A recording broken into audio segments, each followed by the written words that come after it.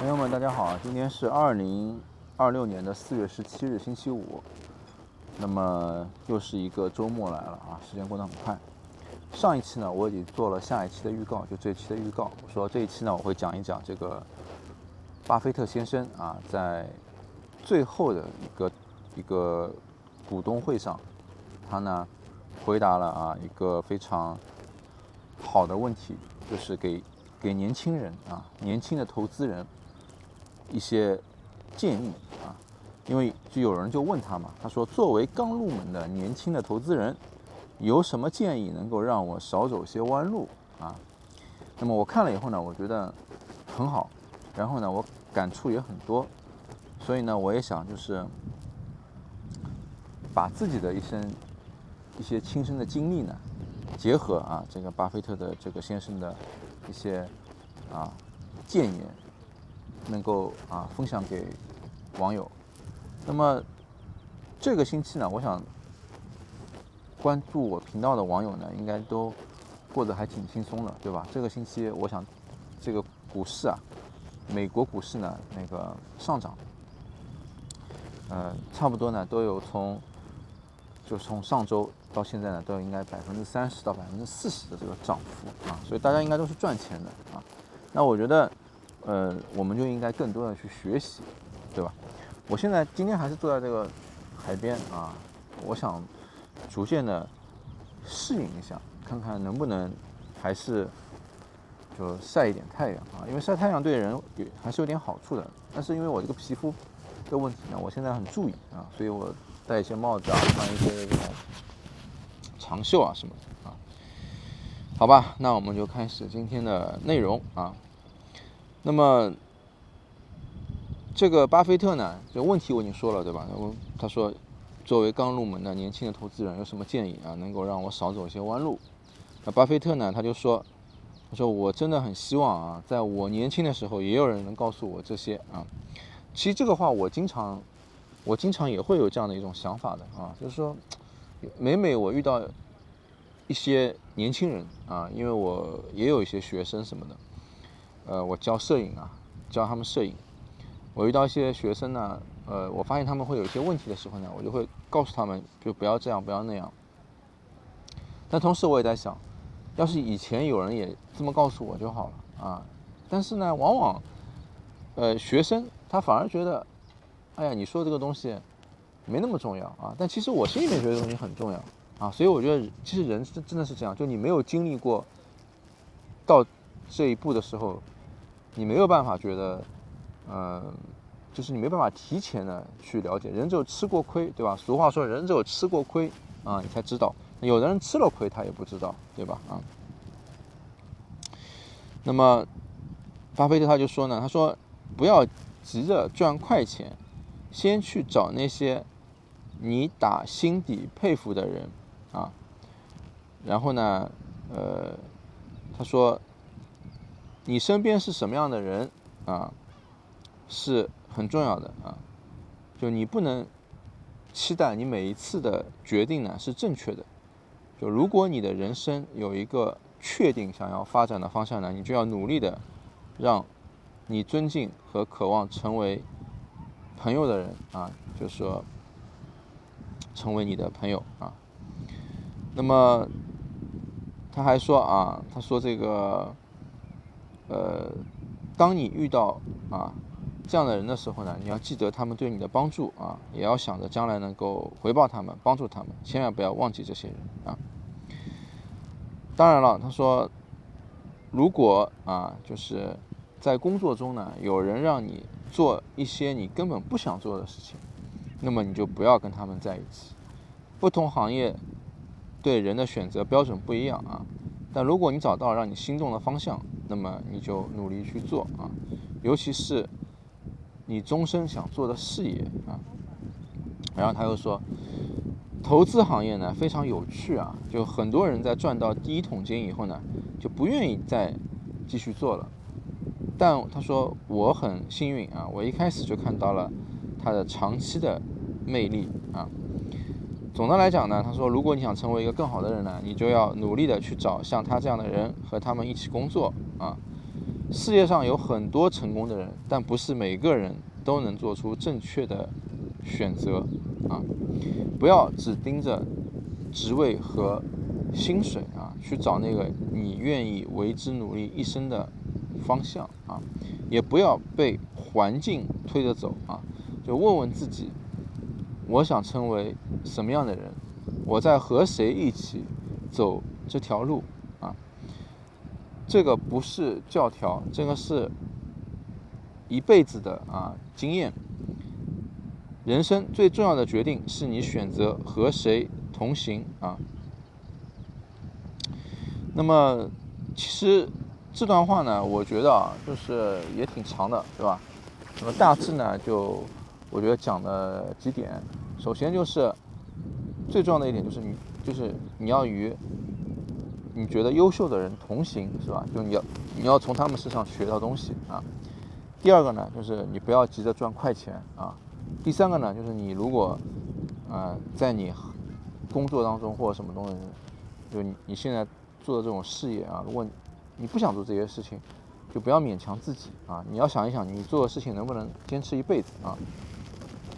那么我呢，我就回想起呢，就是我过去刚开始我在这个工作的时候呢，我做那种就是资产类的工作就比如说两个公司需要进行一个什么，比如说把一个药厂卖给另外一个公司让人家来收购，对吧？或者说这个公司有一部分什么资产要卖给另外一个公司早期的时候呢，我在做这个，我是在一个经理的下面我做他的助理，做他的助手。但是呢，怎么说呢？就我是那时候呢，我就是一个非常就是说就很年轻的时候就获得成绩，对吧？就是讲了用巴菲特的话来讲，就是想赚快钱那么当时我记得很清楚，就我的经理他就面试我因为他这时候很多人去面试的岗位，这岗位也很多人去面试他说你为什么就是要来做这份工作他说看你很年轻，也没有这个方面的工作的经历就你有什么特长让我就录用你选你。我当时就跟他说我说我可以让你赚钱，我可以帮你赚钱我说我就是做这个工作的唯一的目的就是想赚钱。我当时真的就这么说我说我就是可以帮你赚到钱我说别的人来上班可能想找个工作想要什么跟你说一堆理由，什么我要在这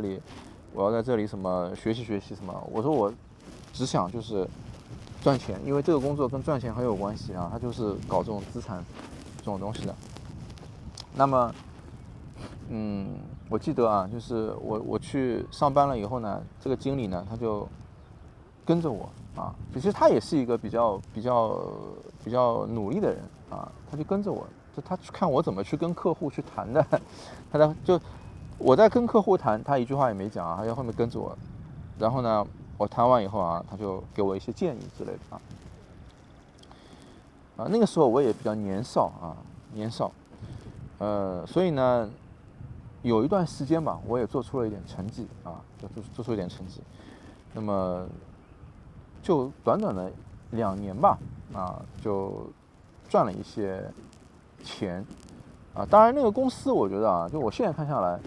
我不知道是时代的关系，还是那个公司当初就是我的眼光真的也没错就那个公司还是出了很多人才就是后面反正有很多成功的人吧，都在那个公司里面出现了跟我都差不多也是同年龄的。那么我做了一些成绩以后呢后来就是新来了一个老总那个老总就是又比我这个就总经理级别的，对吧？就肯定比我们这个经理级别就更要高那我这个新来的这个总经理他是一个在日本的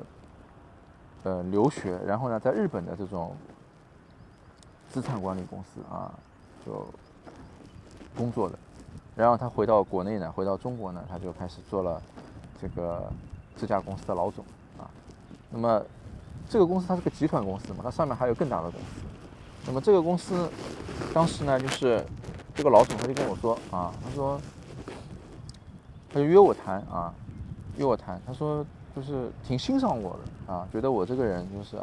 很有激情，然后头脑呢也很灵活啊，他想就是把我调到一家证券公司，因为这个时候呢，他们就这个集团呢，他就收购了一家证券公司，他呢要过去当那家公司的就是总经理，那么他就想把我调过去，但其实我们是越级了嘛，因为我上面还有一个经理，对吧？他等于直接他找我谈，他的意思就是说让我就是到那家公司去工作，给我一个比较好的职位。当时我才20多岁，很年轻啊。他跟我说呢，他说现在的这家公司呢，就你赚到钱的这个速度远没有就是你到那个就是证券公司去快因为证券公司会涉及到很多公司的什么，反正就是有很多的公司的这种发行上市是吧，乱七八糟这种业务吧，对吧？或者说什么这种买卖反正就是说就更垂直的搞金融，对吧？但是我当时呢，就是我赚了一些钱以后呢，我结识了很多外国的朋友因为上海嘛很正常，对吧？其中有一个就是和我关系比较好的一个美国的一个朋友，那么他呢，就是怎么说呢，就是他是有一点玩世不恭的他是开咖啡店的，然后我们谈更多呢，就是什么艺术哲学或者说就泡妞美女这些东西就谈这些东西，我就觉得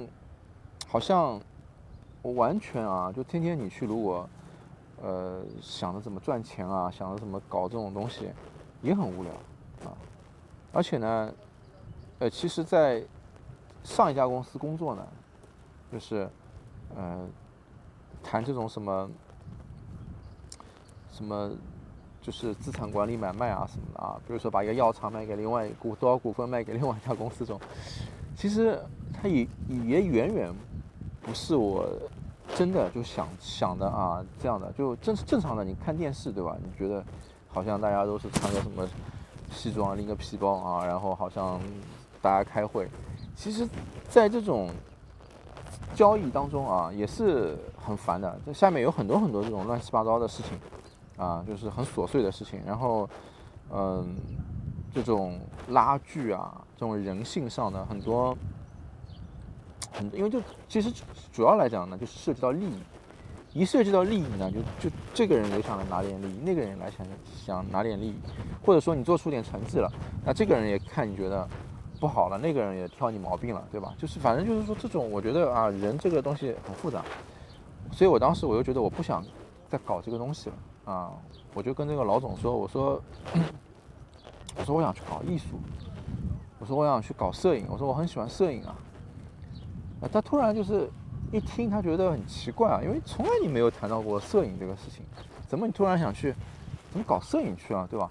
但他就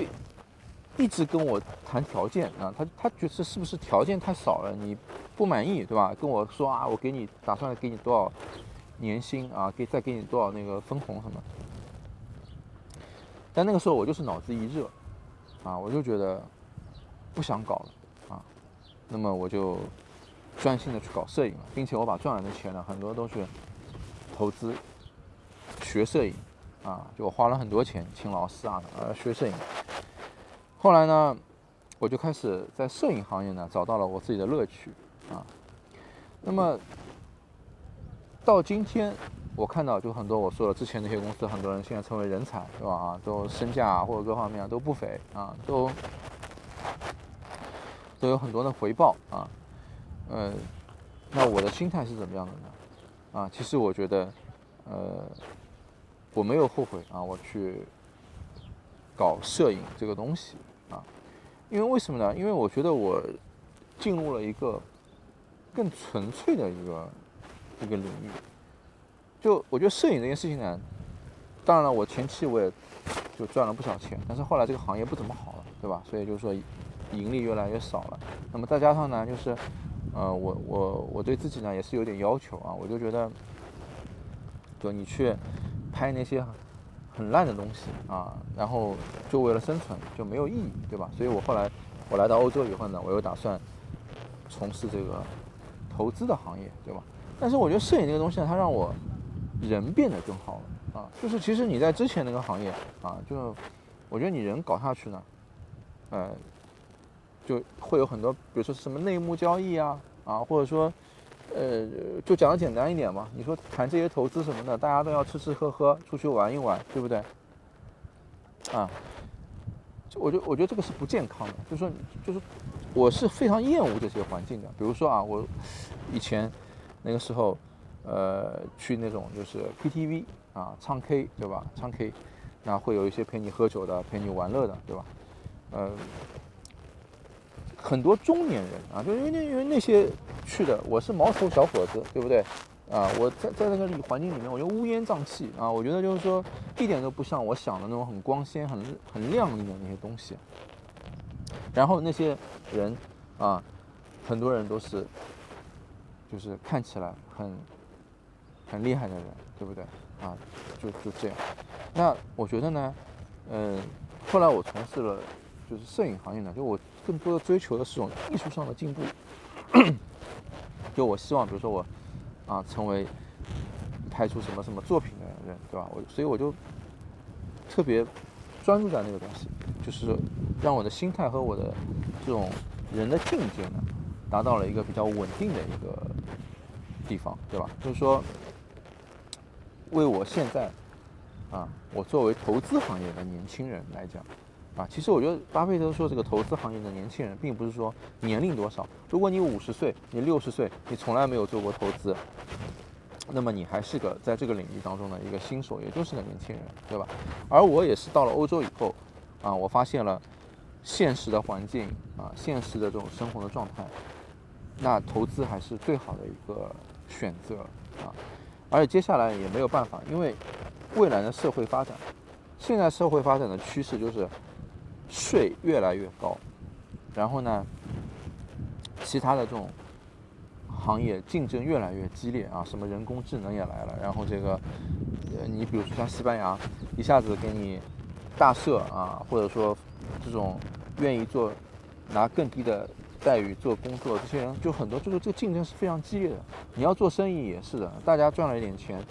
开始就是说我要开个什么小店什么，就是这种竞争是无比的激烈。所以在这种情况下面就是你做投资方面这东西确实是我觉得更好的一个选择。所以呢，我就觉得呢，就是说，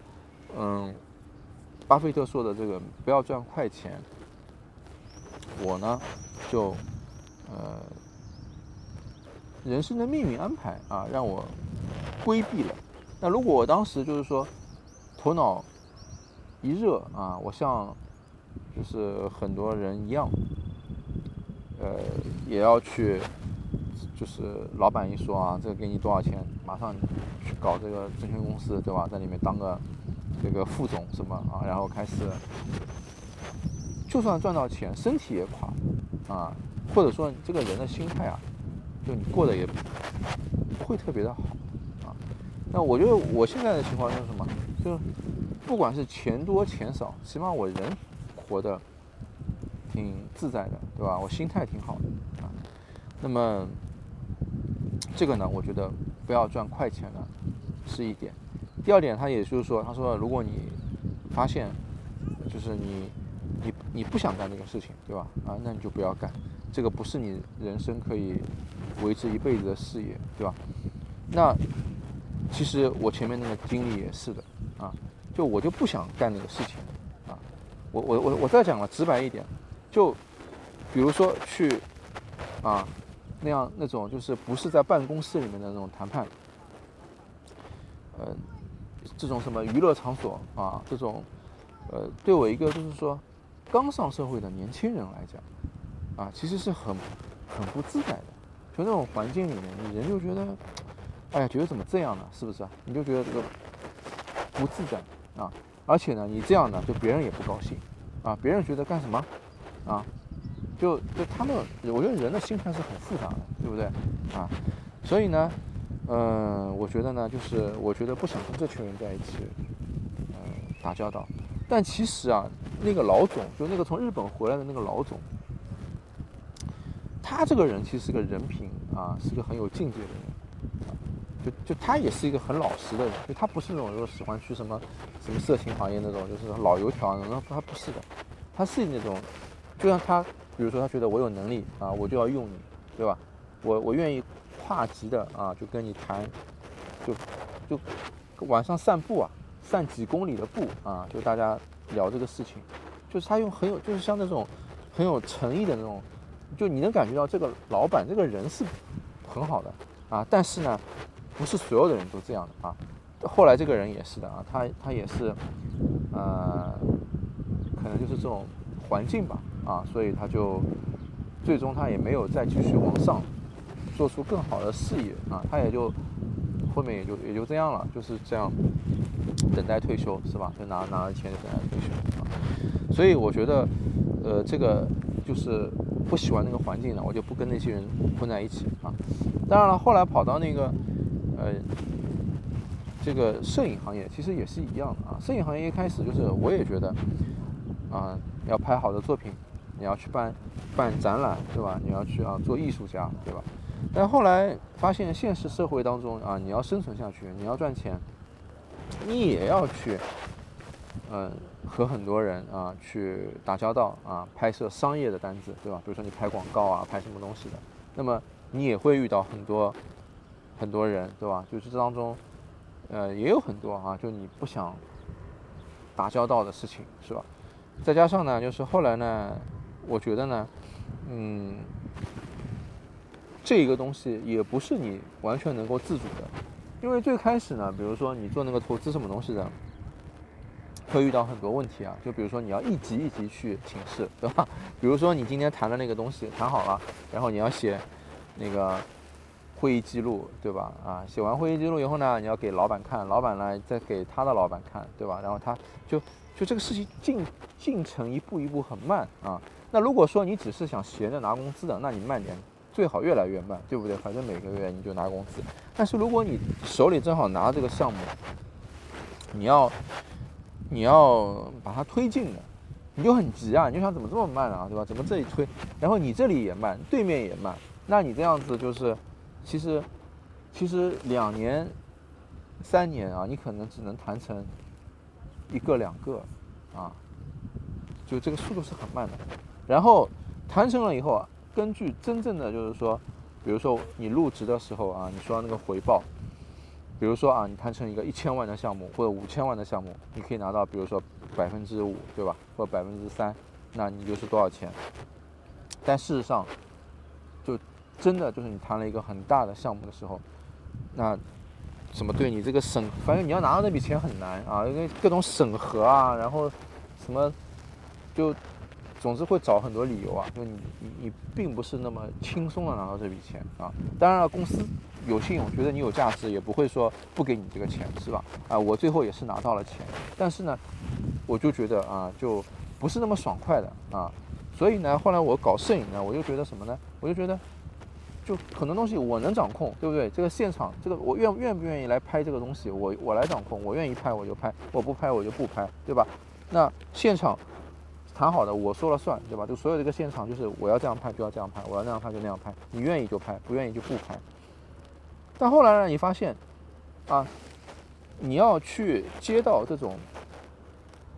大的这种商业的拍摄的东西，你也要就是有人情世故的这一方面就你也要更多的要顾及别人的一些想法什么，嘴上是这么说的但事实上就是我不是一个特别圆滑的人，我经常因为就是谈很多条件细节谈不拢，我就这个单子我就不做了现在看起来很愚蠢，就是这都是非常